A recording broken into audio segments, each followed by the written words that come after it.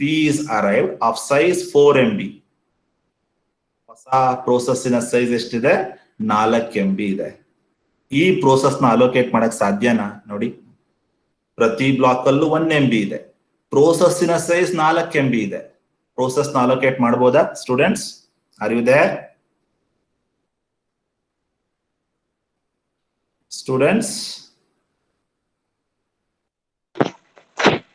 Students ಇದೀರಾ? Yes, sir. Sir, but PPT. Sir, PPT present ಆಗ್ತಿಲ್ಲ. Presentation ಆಗ್ತಿಲ್ವಾ?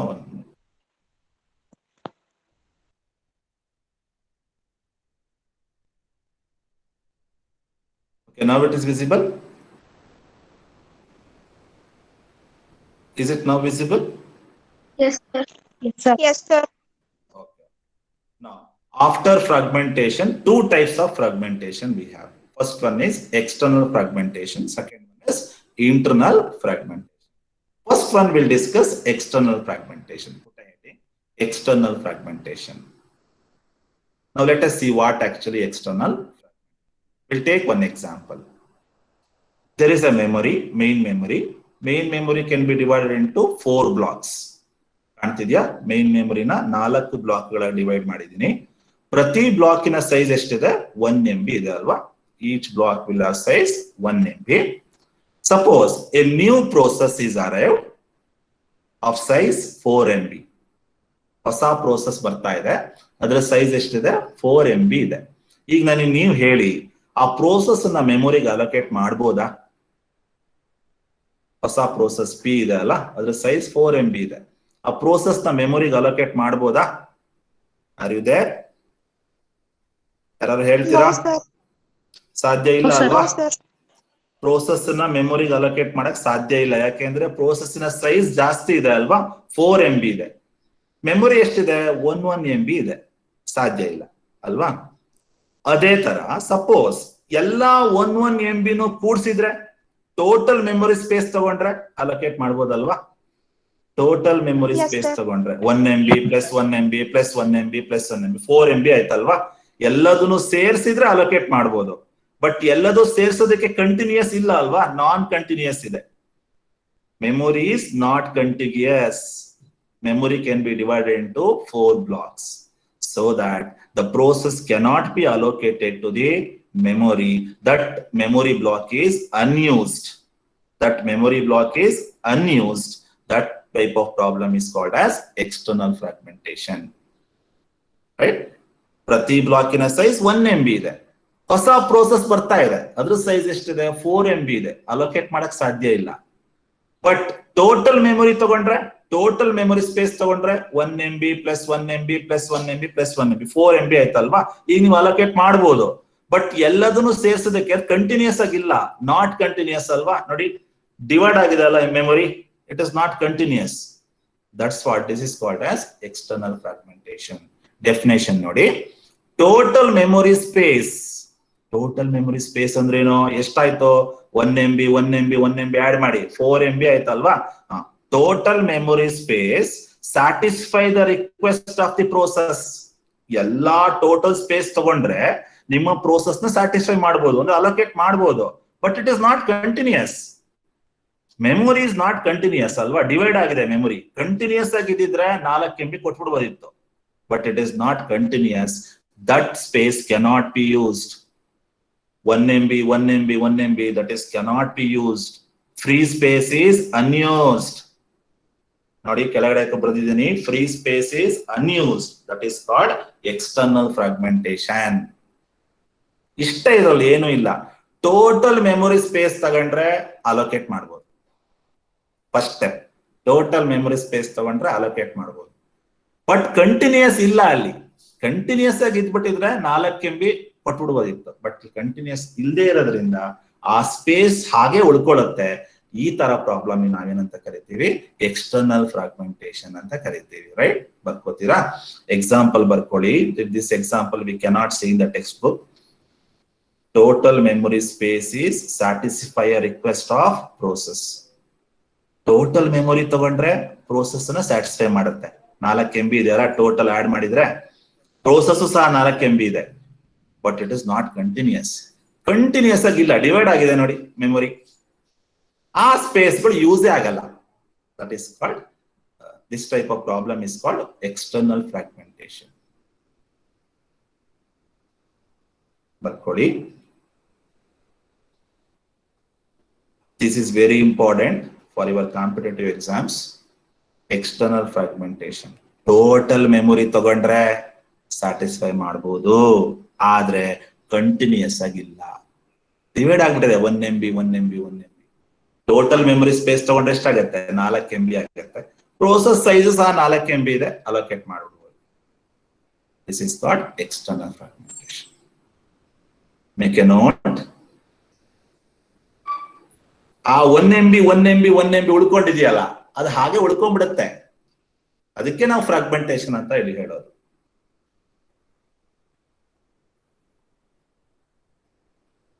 Make a note. Now next is internal fragmentation. First I will take the example. Allocated memory is of size 10 MB. Memory size, total allocated memory size is 10 MB. ಒಂದು memory ಇದೆಯಪ್ಪ, ಅದರ memory size ಎಷ್ಟಿದೆ? 10 MB ಇದೆ. Allocated memory, free ಅಲ್ಲ, allocated memory 10 MB ಇದೆ. Required memory, ಒಂದು ಹೊಸ process ಬಂತು, ಅದರ ಮೆಮೊರಿ ಎಷ್ಟು ಬೇಕು? ಅದಕ್ಕೆ 5 MB ಬೇಕು. Total memory size is how much? Allocated memory is 10 MB. Required memory ಎಷ್ಟು? ಹೊಸ ಪ್ರೋಸೆಸ್ ಬಂದಿದೆ, ಅದನ್ನ ನಾನು ಅಲೋಕೇಟ್ ಮಾಡ್ಬೇಕೀಗ. ಅದ್ರ ಸೈಜ್ ಎಷ್ಟಿದೆ? 5 MB ಇದೆ. ಅವಾಗ ಎಷ್ಟು ಉಳ್ಕೊಳ್ಳುತ್ತೆ? 10 - 5. Allocated memory is more then the required memory ಅಲ್ವಾ? So allocated memory is greater than the required memory, so that there will be some space is unused. How much? 5 MB is unused. Memory size 10 MB ಇದೆ, process ಬಂದು ಕುತ್ಕೊಳ್ಳುತ್ತೆ, ಅದ್ರ size ಎಷ್ಟಿದೆ? 5 MB ಇದೆ. ಎಷ್ಟು ಉಳ್ಕೊಳ್ತು memory? 5 MB ಉಳ್ಕೊಳ್ತು. Okay, 5 MB memory space ಉಳ್ಕೊಂಡಿದೆ. ಎಷ್ಟು ಉಳ್ಕೊಂಡಿದೆ ಮೆಮೊರಿನಲ್ಲಿ? ಈಗ 5 MB ಇದೆ. ಮತ್ತೊಂದು ಹೊಸ ಪ್ರೋಸೆಸ್ ಬಂತು ಅಂತ ತಿಳ್ಕೊಳ್ಳಿ, ಅದ್ರ ಸೈಜ್ 8 MB ಇದೆ. New process is arrived of size 8 MB. ಮೆಮೊರಿನಲ್ಲಿ ಎಷ್ಟು ಉಳ್ಕೊಂಡಿತ್ತು? 5 MB ಉಳ್ಕೊಂಡಿತ್ತು. ಹೊಸ ಪ್ರೋಸೆಸ್ ಬಂದಿದೆ, ಅದ್ರ ಸೈಜ್ ಎಷ್ಟಿದೆ? 8 MB ಇದೆ. ಅಲೋಕೇಟ್ ಮಾಡಕ್ ಸಾಧ್ಯನಾ? This process cannot be assigned to the unused spaces because unused space is 5 MB. New process size is 8 MB. This type of problem is called as internal fragmentation ಅಂತ ಕರಿತೀವಿ. Right? ಹಾಗಾದ್ರೆ definition ನೋಡೋಣ. Allocated memory size is larger than the required memory. Allocated memory size is larger than the required memory. This size difference 10 - 5, this size difference is a memory that is internal to the partition that is not being used. Allocated memory, required memory difference ತಗೋತೀವಲ್ವಾ, ಎಷ್ಟು ಬರುತ್ತೆ? 5 MB ಬರುತ್ತೆ. ಆ 5 MB ನ ಯೂಸೇ ಮಾಡಕ್ಕಾಗಲ್ಲ ಅಂತಾನೆ, it is unused. That is called internal fragmentation. So ನೀವಿಷ್ಟು ನೆನ್ಪಿಟ್ಕೊಳ್ಳಿ, allocated memory size is greater then the required memory. Total memory size ಜಾಸ್ತಿ ಇರುತ್ತೆ, ಪ್ರೋಸೆಸ್ಸಿನ ಸೈಜ್ ಕಡಿಮೆ ಇರುತ್ತೆ. ಹೀಗೆ ನೆನ್ಪಿಟ್ಕೋಬೋದಾ ನೋಡಿ? ಟೋಟಲ್ ಮೆಮೊರಿ ಸೈಜ್ ಎಷ್ಟಿದೆ? 10 MB ಇದೆ. ರಿಕ್ವೈರ್ಡ್ ಮೆಮೊರಿ ಅಂದ್ರೆ ಪ್ರೋಸೆಸ್ಸಿಗೆ ಬೇಕಾಗಿರುವಂತಹ ಮೆಮೊರಿ ಎಷ್ಟು? ಅದು 5 MB ಇದೆ. ಎಷ್ಟು ಉಳ್ಕೊಳ್ಳುತ್ತೆ? 5 MB ಉಳ್ಕೊಳ್ಳುತ್ತೆ. ಆ 5 MB ಇದೆ ಅಂತ ತಿಳ್ಕೊಳ್ಳಿ. ಸಪೋಸ್ ಹೊಸ ಪ್ರೋಸೆಸ್ ಬಂತು, 8 MB ಇದೆ ಅಂತ ತಿಳ್ಕೊಳ್ಳಿ. ಅದನ್ನ ಆ ಪ್ರೋಸೆಸ್ ನ ನಾನು ಅಲೋಕೇಟ್ ಮಾಡಕ್ ಆಗಲ್ಲ, ಯಾಕೆಂದ್ರೆ ನನ್ನ ಹತ್ರ 5 MB, ಹೊಸ ಪ್ರೋಸೆಸ್ 8 MB ಇದೆ. ಆ ಅನ್ಯೂಸ್ಡ್ ಸ್ಪೇಸಸ್ ಗೆ ನಾವೇನಂತ ಕರಿತೀವಿ? ಇಂಟರ್ನಲ್ ಫ್ರಾಗ್ಮೆಂಟೇಶನ್ ಅಂತ ಕರಿತೀವಿ. ರೈಟ್? ಇನ್ನೊಂದು ಡೆಫಿನೇಷನ್ ಇದೆ ಇಂಟರ್ನಲ್ ಫ್ರಾಗ್ಮೆಂಟೇಶನ್ ಗೆ. The differences between allocated memory and required memory. The differences between allocated memory and required memory. The unused spaces cannot be utilized. Right? The differences between allocated memory and required memory. That unused space cannot be utilized. That problem is called internal fragmentation. Okay. ಅದಕ್ಕೆ ಇನ್ನೊಂದು real time example ಕೊಡ್ತೀನಿ ನೋಡಿ. ಒಂದು room ಇದೆ, ಅದು 10 ಅಡಿ ಇದೆ ಅಂತ ತಿಳ್ಕೊಳ್ಳಿ. ಒಂದು ರೂಮ್ ಇದೆ, ಅದ್ರ 10 ಅಡಿ ಇದೆ. ಒಬ್ಬ ಮನುಷ್ಯ ಆ ರೂಮ್ ಒಳಗೆ ಹೋಗ್ಬೇಕು. ಅವನ ಸೈಜ್ ಅಗಲ ವಿಡ್ತಲ್ಲಿ ಅದು 5 ಅಡಿ ಇದೆ ಅಂತ ತಿಳ್ಕೊಳ್ಳಿ. ರೂಮಿನ ವಿಡ್ತ್ ಎಷ್ಟಿದೆ? 10 ಅಡಿ ಇದೆ. ಮನುಷ್ಯನ ಅಗಲ ಎಷ್ಟಿದೆ? 5 ಅಡಿ ಇದೆ ಅಂತ ಭಾವಿಸಿ ಸುಮ್ಮನೆ. ಆ ಮನುಷ್ಯ ಆ ರೂಮ್ ಒಳಗೆ ಹೋದ್ಮೇಲೆ, 5 ಅಡಿ ಇರೋ ಮನುಷ್ಯ 10 ಅಡಿ ರೂಮ್ ಒಳಗೆ ಹೋದ್ಮೇಲೆ ಆ ರೂಮ್ ಅಲ್ಲಿ ಎಷ್ಟು ಉಳ್ಕೊಳ್ಳುತ್ತೆ? 5 ಅಡಿ ಉಳ್ಕೊಳ್ಳುತ್ತಲ್ವಾ? ಆ 5 ಅಡಿಗೆ ಇನ್ನೊಬ್ಬ ಮನುಷ್ಯ ಬಂದ ಅಂತ ತಿಳ್ಕೊಳ್ಳಿ. 6 ಅಡಿ ಇರೋ ಮತ್ತೊಬ್ಬ ಮನುಷ್ಯ ಆ ರೂಮ್ ಒಳಗೆ ಹಾಕ್ಬೇಕು. 6 ಅಡಿ ಇರೋ ಮನುಷ್ಯ ಆ ರೂಮ್ ಒಳಗೆ ಹೋಗಕ್ ಸಾಧ್ಯ ಇಲ್ಲ, ಯಾಕೆಂದ್ರೆ ಉಳಿದೆಷ್ಟು? 5 ಅಡಿ ಮಾತ್ರ. That is called internal fragmentation ಅಂತ ಕರಿತೀವಿ. Hope you understood, students. Are you there? Yes, sir. Yes, sir. ಅರ್ಥ ಆಗ್ತಿದ್ಯಪ್ಪ? Yes, Yes, sir. You are Yes, sir. understanding? Okay. So Yes, ಇಷ್ಟು sir. ನೆನ್ಪಿಟ್ಕೊಳ್ಳಿ, ಅಲೋಕೇಟೆಡ್ ಮೆಮೊರಿ ಯಾವತ್ತು ರಿಕ್ವೈರ್ಡ್ ಮೆಮೊರಿಗಿಂತ ಜಾಸ್ತಿ ಇದ್ರೆ differences ಏನಿದೆ ಅದು ಫ್ರೀ ಸ್ಪೇಸ್ ಅನ್ನ ಫಾರ್ಮ್ ಮಾಡುತ್ತೆ. ಆ ಡಿಫ್ರೆನ್ಸ್ ಏನಿದೆ ಫ್ರೀ ಸ್ಪೇಸ್ ಅನ್ನ ಫಾರ್ಮ್ ಮಾಡುತ್ತೆ. ಆ ಸ್ಪೇಸ್ ಗೆ ಯಾವ ಪ್ರೋಸೆಸ್ ನ ಅಲೋಕೇಟ್ ಮಾಡಕ್ ಸಾಧ್ಯ ಇಲ್ಲ. That is called internal fragmentation. Make a note.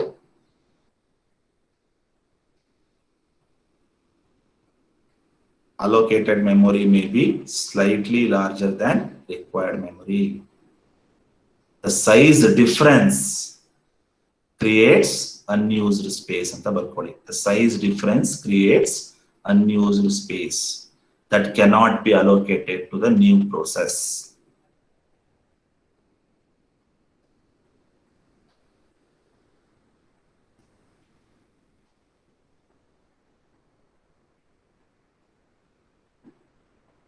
Now, how to reduce external fragmentation then? We can reduce the external fragmentation by compaction. There is a method called compaction. What is that compaction actually? Compaction means all free memories are combined together to form one large block. ಎಲ್ಲೆಲ್ಲಿ free space ಉಳ್ಕೊಂಡಿರುತ್ತೋ ಅದನ್ನೆಲ್ಲ combine ಮಾಡಿ ಒಂದು large block ಆಗಿ ಮಾಡ್ತೀರಾ. ಅವಾಗ ಏನಾಗುತ್ತೆ? ನಿಮಗೆ memory size ಜಾಸ್ತಿ ಸಿಗುತ್ತಲ್ವಾ? ಹೊಸ ಪ್ರೋಸೆಸ್ ನ ಅಲೋಕೇಟ್ ಮಾಡಬಹುದು ಅದಕ್ಕೆ. That is called compaction. To mean by compaction, combined all free spaces together to form one large block.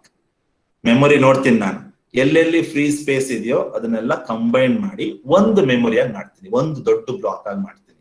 ಅವಾಗ ಏನಾಗುತ್ತೆ? ಬೇರೆ ಪ್ರೋಸೆಸ್ ಬಂದ್ರೂ ಸಹ allocate ಮಾಡ್ಬೋದಲ್ವಾ? So, combining all free spaces together form a large block. That is called compaction. This is the way we can reduce the external fragmentation. External fragmentation ಹೆಂಗ್ reduce ಮಾಡಬಹುದು? ಎಲ್ಲೆಲ್ಲಿ free space ಇದೆಯೋ ಅದನ್ನೆಲ್ಲ combine ಮಾಡಿ ಅವಾಗ ಒಂದು ದೊಡ್ಡ large block ಆಗುತ್ತೆ. ಆ ಬ್ಲಾಕ್ ಅನ್ನ ಬೇರೆ ಪ್ರೋಸೆಸ್ ಗೆ ಕೊಡಬಹುದು. That is the way we can reduce the external fragmentation.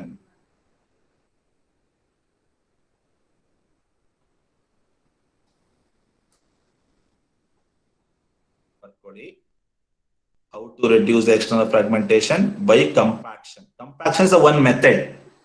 What is that method indicates? Combining all the free spaces. Combining all free spaces that forms one large block. You mean by compaction? Combining all free spaces. That is called compaction method. Clear? You mean by fragmentation then? You mean by fragmentation? You mean by fragmentation then? Fragmentation ಅಂದ್ರೆ ಏನು? ಹೀಗೆ ಹೇಳ್ಬೋದಾ? ಒಂದು process main ಮೆಮೊರಿಯಿಂದ secondary ಮೆಮೊರಿಗೆ ಹೋದ್ರೆ, correct ಆಗಿ ಗಮನಿಸಿ, ಒಂದು ಪ್ರೋಸೆಸ್ ಮೇನ್ ಮೆಮೊರಿಯಿಂದ ಸೆಕೆಂಡರಿ ಮೆಮೊರಿಗೆ ಹೋದ್ರೆ ಆ ಜಾಗ ಫ್ರೀ ಉಳ್ಕೊಳ್ಳುತ್ತೆ. ಆ ಫ್ರೀ ಉಳ್ಕೊಂಡಿರೋ ಜಾಗನ ಮತ್ತೆ ಮಲ್ಟಿಪಲ್ ಆಗಿ ಡಿವೈಡ್ ಮಾಡ್ತೀರಾ, ಮಲ್ಟಿಪಲ್ ಪೀಸಸ್ ಆಗಿ. ಓಕೆ, ಸಪೋಸ್ ಅದೇ ಪ್ರೋಸೆಸ್ ವಾಪಸ್ ಮೇನ್ ಮೆಮೊರಿ ಬರಬೇಕು ಅಂದ್ರೆ ಸಾಧ್ಯ ಇಲ್ಲ. ಯಾಕೆಂದ್ರೆ smaller size in the memory. That is called fragmentation. Okay. So step by step ನೆನ್ಪಿಟ್ಕೋತೀರಾ. ಪ್ರೋಸೆಸ್ ಏನಾಗ್ತಿದೆ, ಮೇನ್ ಮೆಮೊರಿಯಿಂದ ಸೆಕೆಂಡರಿ ಮೆಮೊರಿ ಹೋಯ್ತು. ಆ ಜಾಗ ಫ್ರೀ ಉಳ್ಕೊಳ್ತಾ, ಆ ಫ್ರೀ ಜಾಗನ ಏನ್ ಮಾಡ್ತೀರಾ, ಮತ್ತೆ ಮಲ್ಟಿಪಲ್ ಆಗಿ ಡಿವೈಡ್ ಮಾಡ್ತೀರಾ, ಮಲ್ಟಿಪಲ್ ಪೀಸಸ್ ಆಗಿ. ಯಾವುದೋ ಒಂದು ಸರ್ಟನ್ ಮೂಮೆಂಟ್ ಅಲ್ಲಿ ಮತ್ತೆ ಪ್ರೋಸೆಸ್ ವಾಪಸ್ ಮೇನ್ ಮೆಮೊರಿ ಬರುತ್ತೆ ಅಂತ ತಿಳ್ಕೊಳ್ಳಿ. ಅವಾಗ ಅದನ್ನ ಅಲೋಕೇಟ್ ಮಾಡಕ್ ಸಾಧ್ಯ ಇಲ್ಲ. ಯಾಕೆಂದ್ರೆ the memory size is small. Divide ಮಾಡಿರ್ತೀರಲ್ವಾ ಫ್ರೀ ಸ್ಪೇಸ್ ಅನ್ನ, ಹಾಗಾಗಿ. ನಾವು next is paging. What do you mean by paging? Let me see. Paging is nothing but usually processes are initially present in hard disk before it is loaded onto the main memory. ಪ್ರೋಸೆಸ್ಗಳು ಯಾವತ್ತು ಎಲ್ಲಿರುತ್ತೆ, hard disk ಅಲ್ಲಿ ಇರುತ್ತೆ. ಯಾವಾಗ main memory ಬರೋದಕ್ಕಿಂತ ಮುಂಚೆ, before it is coming to the main memory, it is present in secondary memory. Correct? Now, what do you mean by paging then? Paging is nothing but loading all the pages from secondary memory to the main memory. Loading all the pages from secondary memory to main memory. We call it as paging. ಬರ್ಕೋತೀರಾ definition? ಇಲ್ಲಿ ಬರ್ದಿಲ್ಲ ನಾನು, definition ಬರ್ಕೊಳ್ಳಿ. The process of loading pages from main memory from secondary memory to main memory, we call it as paging. So ಎಲ್ಲ pages ಎಲ್ಲಿರುತ್ತೆ students? Main memory ಇರುತ್ತಲ್ವಾ. ಆ ಎಲ್ಲಾ ಪೇಜಸ್ ಮತ್ತೆ ಎಲ್ಲಾ ಪೇಜಸ್ ಸೆಕೆಂಡರಿ ಮೆಮೊರಿ ಇರುತ್ತೆ. ಸೆಕೆಂಡರಿ ಮೆಮೊರಿಯಿಂದ ವಾಪಸ್ ಮೇನ್ ಮೆಮೊರಿಗೆ ಹಾಕಿದ್ರೆ ಅದಕ್ಕೆ ನಾವು ಪೇಜಿಂಗ್ ಅಂತ ಕರಿತೀವಿ. ರೈಟ್? ಸೊ ಪೇಜಿಂಗ್ ಅಲ್ಲಿ ಏನೇನ್ ಬರುತ್ತೆ ನೋಡ್ತಾ ಹೋಗೋಣ. Divide the physical memory into number of blocks is called frames. Physical memory nothing but main memory. If I divide the main memory into number of blocks is called as frames. ನೆನ್ಪಿಟ್ಕೋತೀರಾ? Main ಮೆಮೊರಿನ divide ಮಾಡಿದ್ರೆ frames. ಇನ್ನೊಂದು ನೋಡಿ, logical memory ಅಂತಿದೆ, logical address ಅಂತ ಕರಿತೀವಲ್ವಾ. Divide the logical memory into blocks is called pages. Main ಮೆಮೊರಿನ divide ಮಾಡಿದ್ರೆ ಫ್ರೇಮ್ಸ್, ಲಾಜಿಕಲ್ ಮೆಮೊರಿನ ಡಿವೈಡ್ ಮಾಡಿದ್ರೆ ಪೇಜಸ್. Very important. ಮೇನ್ ಮೆಮೊರಿನ ನಂಬರ್ ಆಫ್ ಬ್ಲಾಕ್ಸ್ ಆಗಿ ಡಿವೈಡ್ ಮಾಡಿದ್ರೆ ಫ್ರೇಮ್ಸ್, ಲಾಜಿಕಲ್ ಮೆಮೊರಿನ ನಂಬರ್ ಆಫ್ ಬ್ಲಾಕ್ಸ್ ಆಗಿ ಡಿವೈಡ್ ಮಾಡಿದ್ರೆ pages. We should keep track of all the free frames. We should keep track of all the free frames. Then there is another concept called page table. Next ಬರುತ್ತೆ ನಿಮಗೆ. Set up the page table. Why that page table is required? Translating a logical address into physical address, we need a page table. Page table contains collection of pages and frames. Page table contains collection of pages and frames. Usually in the paging, internal fragmentation occurs. Especially in the paging, internal fragmentation ಆಗುತ್ತೆ. Internal fragmentation ಅಂದ್ರೆ ಏನು ಗೊತ್ತಿದೆ ಅಲ್ವಾ ನಿಮ್ಗೆ? Internal fragmentation ಅಂದ್ರೆ ಏನೋ ಅಂತ ಗೊತ್ತಿದೆ. ಇಂಟರ್ನಲ್ ಫ್ರಾಗ್ಮೆಂಟೇಶನ್ ಅಂದ್ರೆ ಎಲ್ಲಾ ಫ್ರೀ ಸ್ಪೇಸ್ಗಳು, ಎಲ್ಲಾ ಮೆಮೊರಿ ಸೈಜ್ ಆಡ್ ಮಾಡಿದ್ರೆ ಪ್ರೋಸೆಸ್ಗೆ ಅಲೋಕೇಟ್ ಮಾಡಬಹುದು, ಆದ್ರೆ ಕಂಟಿನ್ಯೂಸ್ ಇರೋದಿಲ್ಲ. That is called internal fragmentation. 1 MB plus 1 MB plus 1 MB ಎಲ್ಲಾ ಸೇರಿಸಿದ್ರೆ 4 MB ಪ್ರೋಸೆಸ್ಗೆ ಅಲೋಕೇಟ್ ಮಾಡಬಹುದು, ಆದ್ರೆ ಕಂಟಿನ್ಯೂಸ್ ಇಲ್ವಲ್ಲ, memory is divided. That is called internal fragmentation. Sir ಅದು ಎಕ್ಸ್ಟರ್ನಲ್. ಸಾರಿ, ನೀವೀಗ ಹೇಳಿದ external fragmentation. Okay, sorry. Internal fragmentation nothing but so allocated memory is greater than the required memory. That is called internal fragmentation. I'm sorry. Allocated memory is greater than the required memory is called internal. So paging usually internal fragmentation occurs. Right? So in the paging, you remember frames and pages. Frames ಅಂದ್ರೇನು? Main ಮೆಮೊರಿನ divide ಮಾಡಿದ್ರೆ frames, logical ಮೆಮೊರಿನ divide ಮಾಡಿದ್ರೆ pages. Physical memory ಅಂದ್ರೇನು? Physical address. Logical memory ಅಂದ್ರೇನು? Logical address. Physical address and logical address ಅಂತ ಕಲ್ತಿದಿರಲ್ವಾ last class ಅಲ್ಲಿ. Physical address ಅಂದ್ರೇನು? ಮೆಮೊರಿ ಜನರೇಟ್ ಮಾಡಿದ್ರೆ ಫಿಸಿಕಲ್ ಅಡ್ರೆಸ್. CPU ಜನರೇಟ್ ಮಾಡಿದ್ರೆ logical address. Okay, make A note.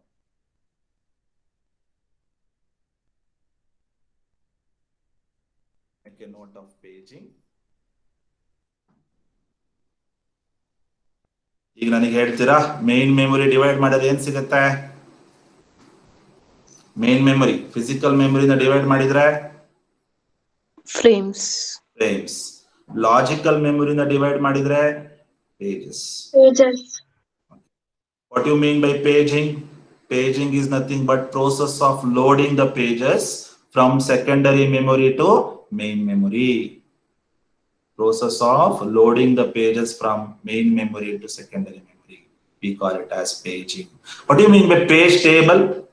Page table is used to translate logical address into physical address. Okay.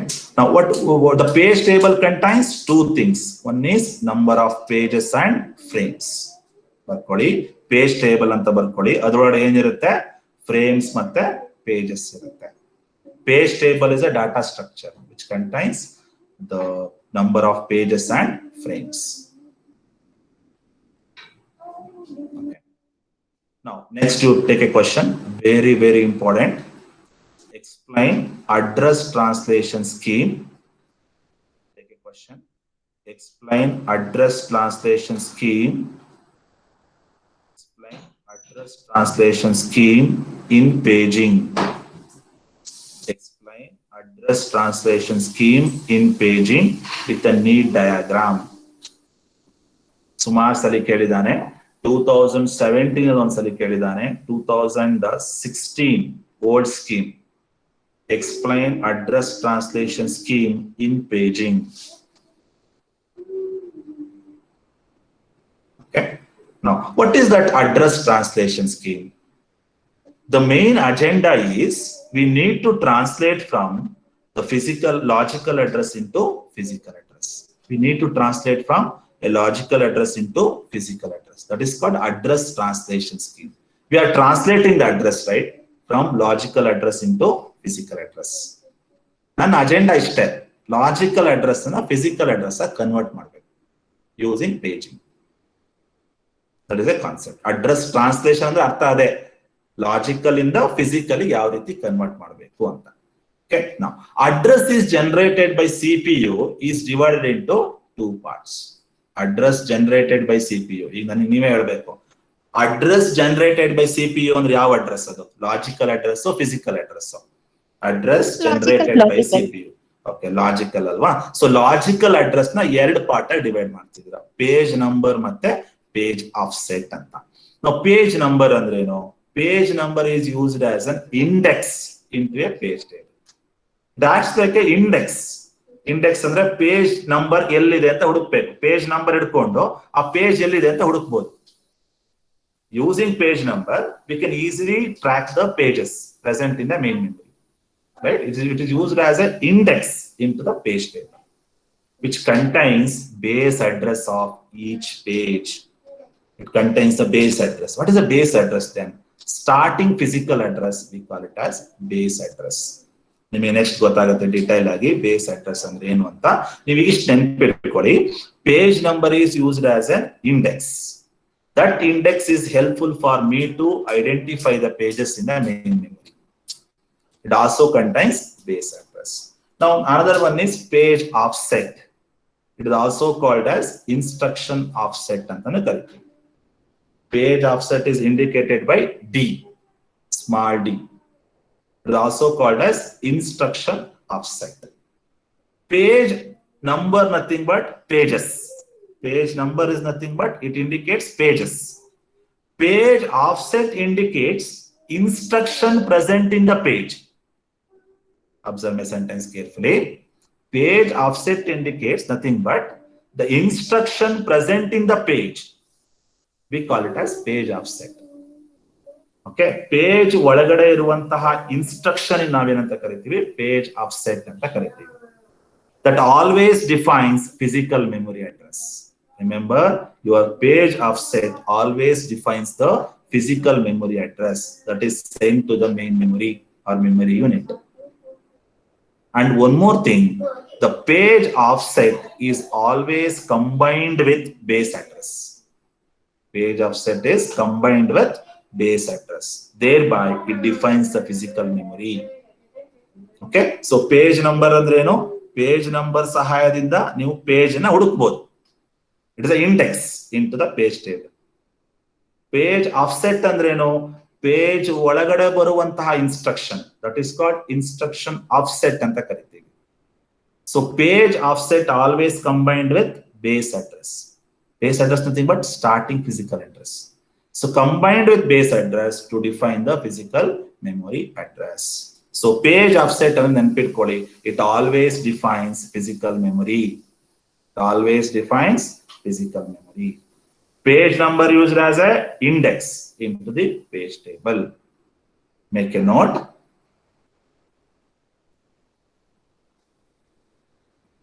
ಹಾಗಾದ್ರೆ logical address ನ ಎರಡು part ಆಗಿ divide ಮಾಡ್ತೀರಾ, ನೆನ್ಪಿಟ್ಕೊಳ್ಳಿ.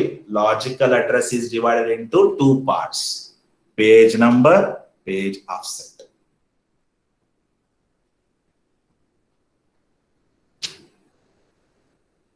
ಪೇಜ್ ನಂಬರ್ ಎಲ್ಲಿರುತ್ತಪ್ಪ? ಪೇಜ್ ಟೇಬಲ್ ಅದಿರುತ್ತೆ. ಫ್ರೇಮ್ ನಂಬರ್ಸ್ ಎಲ್ಲಿರುತ್ತಪ್ಪ? ಅದು ಸಹ ಪೇಜ್ ಟೇಬಲ್ ಅದಿರುತ್ತೆ. P indicates page number, D indicates page offset. Page offset andreno, instruction present in the page. It always defines what? Physical memory.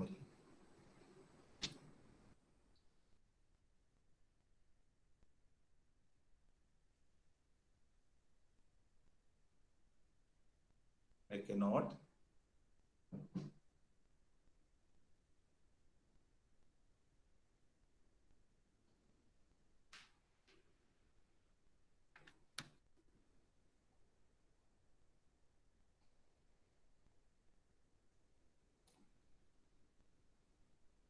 CPU, address generated by CPU is divided into two parts.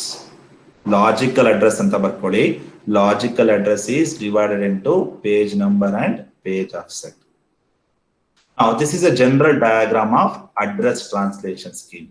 What is the agenda of address translation scheme? Converting logical address into physical address. That is the main agenda of address. ಈ diagram ನೋಡಿ, this is a general diagram of address translation architecture. ಇದಕ್ಕೆ ನಾನು ಒಂದು example ಕೊಡ್ತೀನಿ, ಇನ್ನೂ ನೀಟಾಗಿ ಅರ್ಥ ಆಗುತ್ತೆ. ಇದನ್ನ ಜಸ್ಟ್ ಹಾಗೆ ತಿಳ್ಕೊಳ್ಳಿ. ನಾವು CPU will generates what? Logical address, isn't it? Logical address is divided into two parts, page number and offset. D indicates what? Offset. Page offset. Okay. Now next, correct ಆಗಿ ಗಮನಿಸಿ, page number P, page number ಎಲ್ಲಿದೆ ಅಂತ ಎಲ್ಲಿ ಹುಡುಕ್ಬೇಕು ನೀವು? Page table ಅಲ್ಲಿ ಹುಡುಕ್ಬೇಕಲ್ಲ. Direction ಇದೆ ನೋಡಿ, ಪೇಜ್ ನಂಬರ್ ಎಲ್ಲಿದೆ ಅಂತ ಪೇಜ್ ಟೇಬಲ್ ಅಲ್ಲಿ ಹುಡುಕ್ಬೇಕು. ಯಾಕೆಂದ್ರೆ ಪೇಜ್ ಟೇಬಲ್ ಅಲ್ಲೇ ಪೇಜ್ ನಂಬರ್ ಇರೋದು. So I am searching the page number in the page table. Page ಸಿಕ್ತು ಅಂತ ತಿಳ್ಕೊಳ್ಳಿ. ಪೇಜ್ ಸಿಕ್ತಪ್ಪ, ಹುಡುಕ್ತಾ ಇರೋ ಪೇಜ್ ಸಿಕ್ಕಿದೆ ನಂಗೆ. ಆಗ ಅದರ ಕರೆಸ್ಪಾಂಡಿಂಗ್ ಫ್ರೇಮ್ ಅನ್ನ ಹುಡುಕ್ಬೇಕು. ಫ್ರೇಮ್ ಅಂದ್ರೇನು? Instruction present in the page. Page ಸಿಕ್ಕಿದೆ ಅಲ್ವಾ ನಿಮಗೀಗ? ಆ ಪೇಜ್ ಅಲ್ಲಿ ಯಾವ ಫ್ರೇಮ್ ಅನ್ನ ಹುಡುಕ್ಬೇಕು ಅಂತ ಎಲ್ಲಿ ಹುಡುಕ್ಬೇಕು? ಪೇಜ್ ಟೇಬಲ್ ಅಲ್ಲೇ ಹುಡುಕ್ಬೇಕು. ಎಫ್ ಅಂದ್ರೆ ಫ್ರೇಮ್ ಅಂತ. ಓಕೆ, ಸೊ ಕರೆಕ್ಟ್ ಆಗಿ ಗಮನಿಸಿ. ನನಗೆ ಪೇಜ್ ಸಿಕ್ಕಾಗೋಗಿದೆ. ಎಲ್ಲಿ ಸಿಕ್ಕಿದೆ? ಪೇಜ್ ಟೇಬಲ್ ಅಲ್ಲಿ ಪೇಜ್ ಸಿಕ್ಕಿದೆ. ಆ ಪೇಜ್ ಒಳಗಡೆ ಏನಿರುತ್ತೆ? ಫ್ರೇಮ್ಸ್ ಇರುತ್ತೆ. ಫ್ರೇಮ್ಸ್ ಅಂದ್ರೆ instruction.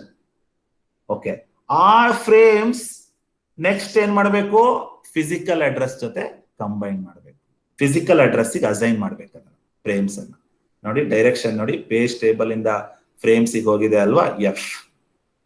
Now you observe, frames plus physical address ಗಮನಿಸಿ.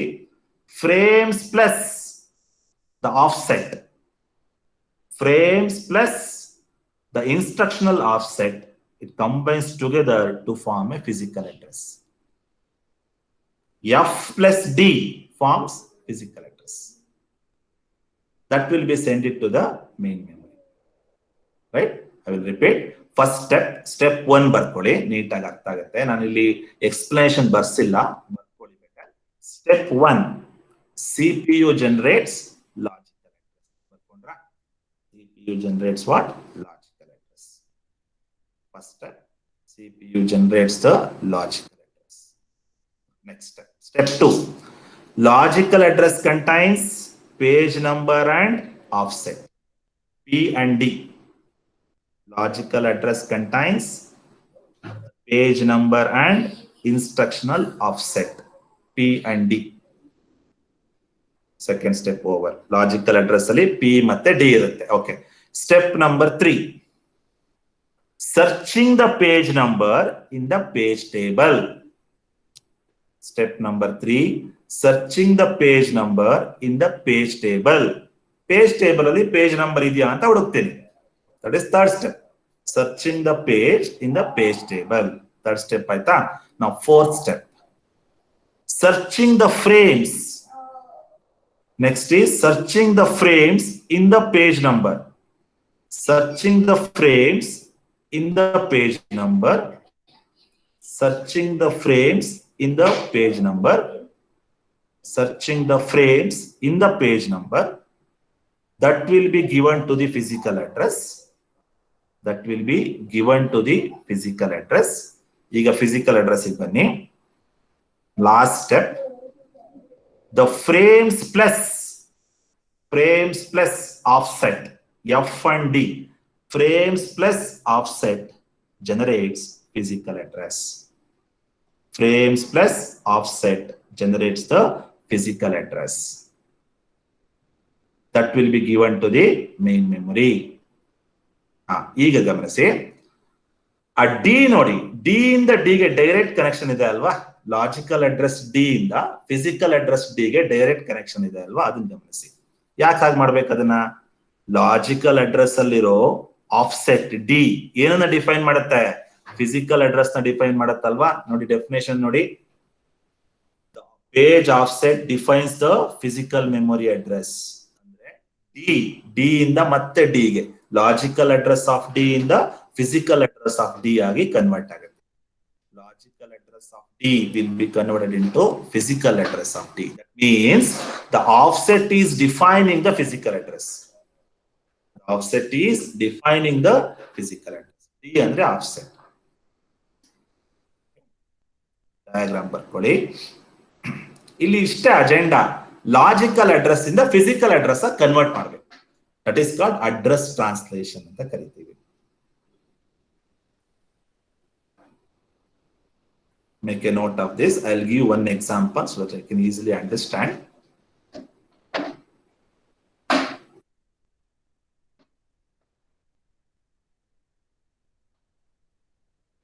Diagram ಬರ್ಕೋತೀರಾ?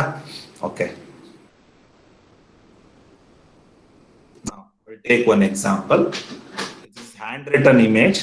ನಿಮಗೆ ಕಾಣ್ತಿದೆ ಅಂತ ಅನ್ಕೋತೀನಿ. ಕಾಣ್ತಿದ್ಯಾ? Is it visible clearly? Okay. Very interesting and easily we can understand. Okay. ಇದನ್ನ ನೀವು ಎಕ್ಸಾಮ್ ಅಲ್ಲಿ ಬರೀಬೇಕು ಅಂತೇನಿಲ್ಲ, ಇದನ್ನ ಬರೆದ್ರೆ ಸಾಕು. ಬಟ್ ಇದು ಅರ್ಥ ಆಗ್ಬೇಕು ಅಂದ್ರೆ ಇದು ಬೇಕು ಅಂತ. Address translation. Once you observe the diagram, we have a main memory, we have a secondary memory. Secondary memory can be divided into 4 pages, isn't it? Observe the diagram. Secondary memory can be divided into 4 pages: P1, P2, P3, and P4.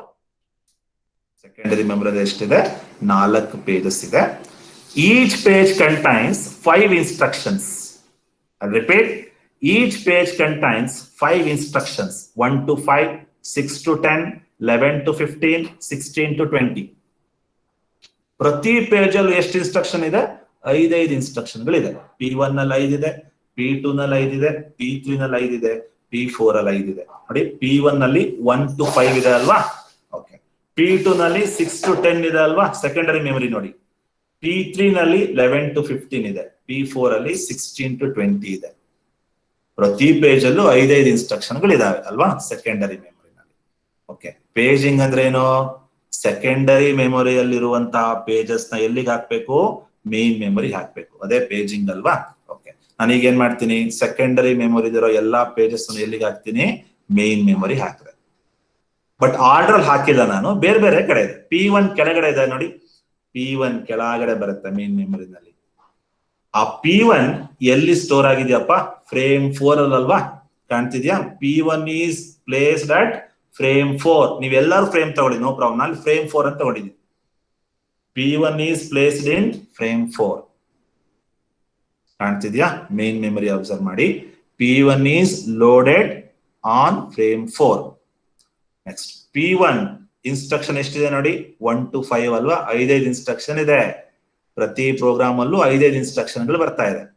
Next P2 ಎಲ್ಲಿದೆ ನೋಡಿ? ಮೇಲ್ಗಡೆ ಇದೆ ನೋಡಿ P2. P2 is stored at frame 2. Main memory ನೋಡಿ, P2 is stored at frame 2. It is also contains 5 instructions. It also contains 5 instructions, 6 to 10. 6 ನು ಸೇರಿಸಿ 5 ಆಯ್ತಲ್ವಾ? 6 to 10 instructions.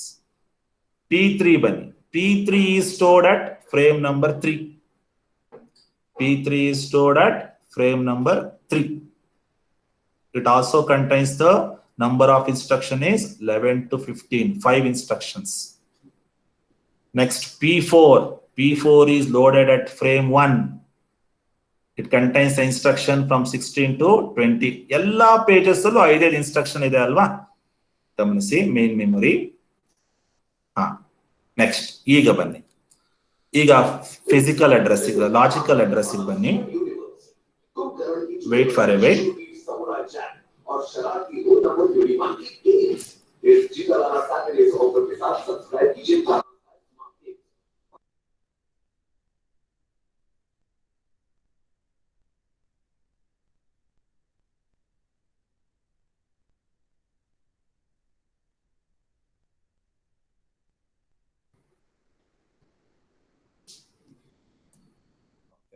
Sorry students. Now I hope you understood the secondary memory and main memory. Okay, secondary memory ದಲ್ಲಿ 4 page ಇದೆ, main memory ದಲ್ಲೂ ಸಹ 4 page ಇದೆ. ಪ್ರತಿ page ಅಲ್ಲೂ 5 instruction ಗಳಿದಾವೆ. ಪ್ರತಿ ಪೇಜಸ್ ಸಹ ಒಂದೊಂದು ಫ್ರೇಮ್ ಅಲ್ಲಿ ಕುತ್ಕೊಂಡಿದೆ ಅಲ್ವಾ? ಈಗ ನೀವು ಲಾಜಿಕಲ್ ಅಡ್ರೆಸ್ ಬನ್ನಿ. ಲಾಜಿಕಲ್ ಅಡ್ರೆಸ್ ಅಲ್ಲಿ ಫಸ್ಟ್ ಫೀಲ್ಡ್ ಯಾವುದು? ಪೇಜ್ ನಂಬರ್ ಅಲ್ವಾ? P2. P2 ಅಂದ್ರೆ ಪೇಜ್ ನಂಬರ್ 2. LA ಅಂತಿದೆ ಅಲ್ವಾ? LA ಅಂದ್ರೆ ಲಾಜಿಕಲ್ ಅಡ್ರೆಸ್. ಎಷ್ಟು ಫೀಲ್ಡ್ ಇದೆ ಅದರಲ್ಲಿ? 2 ಫೀಲ್ಡ್ ಇರ್ಬೇಕಲ್ವಾ? Page number and offset. Page number ಎಷ್ಟಿದೆ? 2 ಇದೆ. ಆಫ್ಸೆಟ್ ಎಷ್ಟಿದೆ? 8 ಇದೆ ಅಲ್ವಾ? ಅದ್ರ ಅರ್ಥ ಏನು ನೋಡಿ, ನಾನು ಪೇಜ್ ನಂಬರ್ 2 ನ ಹುಡುಕ್ತಾ ಇದ್ದೀನಿ ಅಂತ. P2 ಅಂದ್ರೆ ಪೇಜ್ ನಂಬರ್ 2 ಹುಡುಕ್ತಾ ಇದ್ದೀನಿ ಅಂತ ಅರ್ಥ. 8 ಅಂದ್ರೆ ಏನು? ಆ ಪೇಜ್ ಅಲ್ಲಿರೋ ಇನ್ಸ್ಟ್ರಕ್ಷನ್ ನಂಬರ್ 8 ಅನ್ನ ಹುಡುಕ್ತಾ ಇದ್ದೀನಿ ಅಂತ. ಪೇಜ್ 2 ಅಲ್ಲಿರೋ 8ನೇ ಇನ್ಸ್ಟ್ರಕ್ಷನ್ ನಾನು ಹುಡುಕ್ತಾ ಇದ್ದೀನಿ ಅಂತ ಅರ್ಥ. ಎಲ್ಲಿ ಹುಡುಕ್ಬೇಕು? ಪೇಜ್ ಟೇಬಲ್ ಅಲ್ಲಿ ಹುಡುಕ್ಬೇಕಲ್ವಾ? ಈ ಡಯಾಗ್ರಾಮ್ ನೋಡಿ, ನಿಮಗೆ ಗೊತ್ತಾಗುತ್ತೆ. ಹಿಂದಿನ ಡಯಾಗ್ರಾಮ್ ನೋಡಿ, ಲಾಜಿಕಲ್ ಅಡ್ರೆಸ್ ಅಲ್ಲಿ 2 ಫೀಲ್ಡ್ ಇದೆ ಅಲ್ವಾ? ಒಂದು ಪೇಜ್ ನಂಬರ್, ಇನ್ನೊಂದು ಆಫ್ಸೆಟ್. ಪೇಜ್ ನಂಬರ್ ಏನಿದೆ ಇಲ್ಲಿ? P2 ಇದೆ. ಆಫ್ಸೆಟ್ ಎಷ್ಟಿದೆ? 8 ಇದೆ ಅಲ್ವಾ? ಈಗ ನಾನು ಏನ್ ಮಾಡ್ತೀನಿ? ಪೇಜ್ ನಂಬರ್ 2 ಎಲ್ಲಿದೆ ಅಂತ ಹುಡುಕ್ತೀನಿ, ಪೇಜ್ ಟೇಬಲ್ ಅಲ್ಲಿ ಹುಡುಕ್ತೀನಿ ಅಲ್ವಾ? P2 ಸಿಕ್ತಲ್ವಾ? ಪೇಜ್ ಟೇಬಲ್ P2 ಸಿಕ್ಕಿದೆ. P2 ಕಾಣ್ತಾ ಇದೆಯಾ? P2 ಎಲ್ಲಿ ಸ್ಟೋರ್ ಆಗಿದೆ? ಫ್ರೇಮ್ 2 ಅಲ್ಲಿ ಸ್ಟೋರ್ ಆಗಿದೆ ಅಲ್ವಾ? ಪೇಜ್ ಟೇಬಲ್ ನೋಡಿ, P2 is stored at frame number 2. Frame number ಸಿಕ್ತಾ? ಈಗ ಏನ್ ಮಾಡ್ತೀನಿ? ಆ ಫ್ರೇಮ್ 2 ಎಲ್ಲಿದೆ ಅಂತ ಮೇನ್ ಮೆಮೊರಿನಲ್ಲಿ ಹುಡುಕ್ತೀನಿ. ಫ್ರೇಮ್ 2 ನೋಡಿ ಎಲ್ಲಿದೆ? Main ಮೆಮೊರಿನಲ್ಲಿ frame 2. ಫ್ರೇಮ್ 2 ನಲ್ಲಿ ಯಾವ್ದಿದೆ? ಪೇಜ್ ನಂಬರ್ 2 ಇದೆ ಅಲ್ವಾ? ಸಿಕ್ತು ತಾನೆ? ಫ್ರೇಮ್ ನಂಬರ್ 2 ಅಲ್ಲಿ F2 ಅಲ್ಲಿ ಏನಿದೆ? ಪೇಜ್ 2 ಇದೆ. ಯಾವ ಇನ್ಸ್ಟ್ರಕ್ಷನ್ ನಾನು ಹುಡುಕ್ತಾ ಇದ್ದೀನಿ? 8ನೇ ಇನ್ಸ್ಟ್ರಕ್ಷನ್ ನೋಡಿ ಮೇಲ್ಗಡೆ, ಇನ್ಸ್ಟ್ರಕ್ಷನ್ ಆಫ್ ಸೆಟ್. 8ನೇ ಇನ್ಸ್ಟ್ರಕ್ಷನ್ ಸಿಕ್ತು ಅಲ್ವಾ? 6 to 10 ಒಳಗೆ 8 ಬರುತ್ತಲ್ವಾ? 6 to 10 ಒಳಗಡೆ 8ನೇ ಇನ್ಸ್ಟ್ರಕ್ಷನ್ ಹುಡುಕ್ತಾ ಇದ್ದೀನಿ. ಸಿಕ್ತಲ್ವಾ? ಸಿಕ್ತು ಅಂದ ತಕ್ಷಣ ಅದನ್ನ ಎಲ್ಲಿ ಕಳಿಸ್ಬೇಕು? ಫಿಸಿಕಲ್ ಮೆಮೊರಿ ಕಳಿಸ್ಬೇಕು. ನೋಡಿ F2 ಹೋಗಿದೆ ಅಲ್ವಾ? ಫ್ರೇಮ್ 2 ಫಿಸಿಕಲ್ ಅಡ್ರೆಸ್ ಮೂವ್ ಆಗ್ತಿದೆ ನೋಡಿ. ಫ್ರೇಮ್ 2 ಫಿಸಿಕಲ್ ಅಡ್ರೆಸ್ ಮೇಲ್ಗಡೆ ಹೋಗ್ತಾ ಇದೆ ಅಲ್ವಾ? ನಮಗೆ ಸಿಕ್ತಲ್ವಾ? ಏನ್ ಹುಡುಕ್ತಾ ಇದ್ದೀನಿ ನಾನು? ಪೇಜ್ ನಂಬರ್ 2 ನ ಹುಡುಕ್ತಾ ಇದ್ದೆ, ಸಿಕ್ಕಿದೆ ಪೇಜ್ ಟೇಬಲ್ ಅಲ್ಲಿ. ಪೇಜ್ ನಂಬರ್ 2 ಎಲ್ಲಿ ಸ್ಟೋರ್ ಆಗಿದೆ? ಫ್ರೇಮ್ 2 ಅಲ್ಲಿ ಸ್ಟೋರ್ ಆಗಿದೆ. ಅದು ಸಿಕ್ತು ನಂಗೆ ಮೇನ್ ಮೆಮೊರಿನಲ್ಲಿ. ಫ್ರೇಮ್ 2 ನಲ್ಲಿ P2 ಇದೆ. ಆಮೇಲೆ ಏನು, ಆ ಪೇಜ್ ಅಲ್ಲಿರೋ 8ನೇ ಇನ್ಸ್ಟ್ರಕ್ಷನ್ ಅನ್ನ ಹುಡುಕ್ತಾ ಇದ್ದೀನಿ. P2 ನಲ್ಲಿ 8ನೇ ಇನ್ಸ್ಟ್ರಕ್ಷನ್ ಸಿಕ್ಕಿದೆ. ಸಿಕ್ಕಿದ ಮೇಲೆ ಅದನ್ನ ಎಲ್ಲಿ ಕಳಿಸ್ಬೇಕು? ಫಿಸಿಕಲ್ ಅಡ್ರೆಸ್ ಕಳಿಸ್ಬೇಕು. F2 ಅಂದ್ರೆ ಫ್ರೇಮ್ 2. 8ನೇ ಇನ್ಸ್ಟ್ರಕ್ಷನ್ ಸಿಕ್ತಲ್ವಾ? So this is called address translation scheme. Okay, agenda ಇಷ್ಟೇ ಅಪ್ಪ, ಮತ್ತೇನಿಲ್ಲ ಇಲ್ಲಿ, ಏನ್ ಜಾಸ್ತಿ ತಲೆ ಕೆಡ್ಸ್ಕೊಳ್ಳೋದೇನಿಲ್ಲ. ಪೇಜ್ ನಂಬರ್ 2 ನ ಹುಡುಕ್ತಾ ಇದ್ದೀನಿ, ಅದು ಪೇಜ್ ಟೇಬಲ್ ಅಲ್ಲಿ ಇದೆ, ಸಿಕ್ತು. ಪೇಜ್ 2 ಎಲ್ಲಿ ಸ್ಟೋರ್ ಆಗಿದೆ? ಫ್ರೇಮ್ 2 ಅಲ್ಲಿ ಸ್ಟೋರ್ ಆಗಿದೆ, ಅದು ಸಿಕ್ತಲ್ವಾ? ಓಕೆ, ನೆಕ್ಸ್ಟ್ ಏನ್ ಹುಡುಕ್ತಾ ಇದ್ದೀನಿ? 8ನೇ ಇನ್ಸ್ಟ್ರಕ್ಷನ್ ಹುಡುಕ್ತಾ ಇದ್ದೀನಿ ಪೇಜ್ 2 ಅಲ್ಲಿ, ಅದು ಸಿಕ್ಕಿದೆ. ಸಿಕ್ಕಿದ ಮೇಲೆ ಅದನ್ನ ಎಲ್ಲಿ ಕಳಿಸ್ಬೇಕು? ಫಿಸಿಕಲ್ ಅಡ್ರೆಸ್ ಕಳಿಸ್ಬೇಕು. F2 ನೋಡಿ, ಡೈರೆಕ್ಷನ್ F2. ಸೊ ಇಷ್ಟಿರ್ತಾರೆ ಅಲ್ಲಿ ಇಳ್ಕೊಳ್ಳಿ. ಇನ್ಸ್ಟ್ರಕ್ಷನ್ ಆಫ್ ಸೆಟ್ ಅಂದ್ರೆ ಇನ್ಸ್ಟ್ರಕ್ಷನ್ ನಂಬರ್, ಎಷ್ಟನೇ ಇನ್ಸ್ಟ್ರಕ್ಷನ್ ಹುಡುಕ್ತಾ ಇದ್ದೀರಾ ಅಂತ. ಇನ್ಸ್ಟ್ರಕ್ಷನ್ ಆಫ್ ಸೆಟ್ ಅಂದ್ರೆ 8ನೇ ಇನ್ಸ್ಟ್ರಕ್ಷನ್. ಓಕೆ, ನೀವು ಎಕ್ಸಾಮ್ ಅಲ್ಲಿ ಇದನ್ನಾರು ಬರೀಬಹುದು, ಅಥವಾ ಇನ್ನೊಂದು ಡಯಾಗ್ರಾಮ್ ಇದೆ ನೋಡಿ, ಇದನ್ನಾರು ಬರೀಬಹುದು. ಎರಡೂ ಸೇಮ್. ಅರ್ಥ ಆಗಿದೆಯಾ? ಆಮೇಲೆ ಪೇಜ್ ಟೇಬಲ್ ನೋಡಿ, P1 P2 P3 P4 ಅಂದ್ರೆ page numbers. F4 F2 F3 F1 ಅಂದ್ರೆ ಫ್ರೇಮ್ಸ್. ನೀವ್ ಹೆಂಗಾರು ಬರ್ಕೋಬಹುದು, ಇದೇ ತರ ಬರೀಬೇಕು ಪೇಜ್ ಟೇಬಲ್ ಅಂತಿಲ್ಲ. ಬಟ್ ನೀವೇನ್ ಹುಡುಕ್ತಿದ್ರೋ ಸಿಗ್ಬೇಕಷ್ಟೇ. ಪೇಜ್ 2 ಇರಬೇಕು, ಫ್ರೇಮ್ 2 ಸಿಗ್ಬೇಕು, ಇನ್ಸ್ಟ್ರಕ್ಷನ್ 8 ಸಿಗ್ಬೇಕು. Hope you understood. Are you there?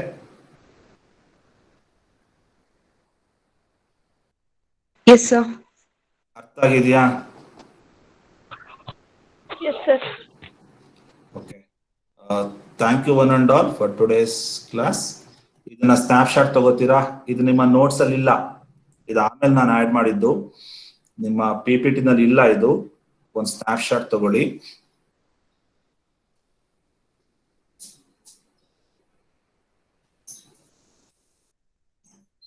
Okay. Now we'll continue next class. ನಾನು ನಿಮಗೆ ಒಂದು ಕ್ವಶನ್ ಲಾಸ್ಟ್ ಅಲ್ಲಿ ಕೇಳ್ಬಿಡ್ತೀನಿ. ಲಾಸ್ಟ್ ಒಂದು ಕ್ವಶನ್ ನಾನು ಕೇಳ್ತಾ ಇದ್ದೀನಿ. ಪೇಜ್ 2 ಎಷ್ಟನೇ ಫ್ರೇಮ್ ಅಲ್ಲಿ ಸ್ಟೋರ್ ಆಗಿದೆ ಅಂತ ಹೇಳ್ತೀರಾ? ಯಾರು ಒಬ್ರು? ಪೇಜ್ 2 ಎಷ್ಟನೇ ಫ್ರೇಮ್ ಅಲ್ಲಿ ಸ್ಟೋರ್ ಆಗಿದೆ? Frame 2. Very good. ನಾವು ಇನ್ಸ್ಟ್ರಕ್ಷನ್ 8 ಯಾವ ಪೇಜ್ ಅಲ್ಲಿ ಎಷ್ಟನೇ ಫ್ರೇಮ್ ಅಲ್ಲಿ ಇದೆ ಅಂತ ಹೇಳ್ತೀರಾ? ಇನ್ಸ್ಟ್ರಕ್ಷನ್ 8 ಯಾವ ಪೇಜು ಎಷ್ಟನೇ ಫ್ರೇಮ್ ಅಲ್ಲಿ ಇದೆ ಅಂತ ಹೇಳ್ತೀರಾ? Page 2, frame 2. Very good. Now the logical address contains two parts. What are the two parts? Page number and the page offset. Page offset. Page offset andreno ಎಷ್ಟನೇ ಇನ್ಸ್ಟ್ರಕ್ಷನ್ ಅಂತ. Okay. Thank you one and all for joining today. We'll continue the next class.